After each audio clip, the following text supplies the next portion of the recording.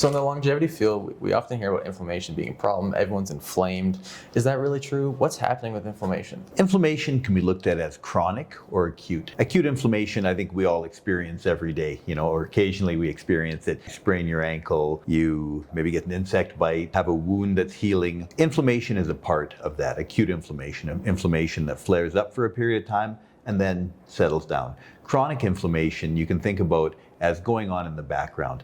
Inflammation involves a whole host of factors. At the end of the day, acute inflammation is probably a good thing. It's helping you to heal, it's helping you to get better, it's helping you to fight infections. Chronic inflammation in the background, you can think of it as wearing us down.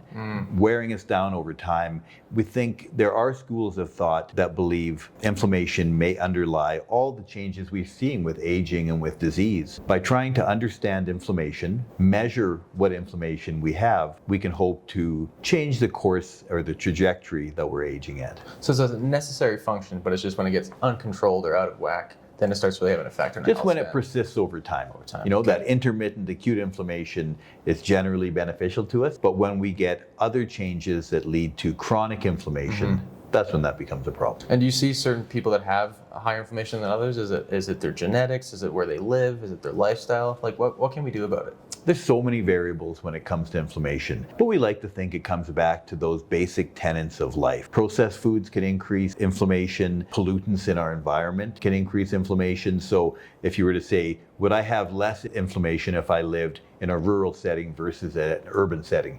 Sure, as a generalization. At least the contribution of pollution would be increased in an urban environment. If we're not sleeping enough, that can lead to increase in inflammation. Exercise, too little, too much can cause inflammation. And how you handle stress, the relationships you have with other people, finding time to meditate during the day, and meditation's a whole other topic, but I think it just means finding time for yourself, and it can be a minute, 5 minutes, once or twice a day.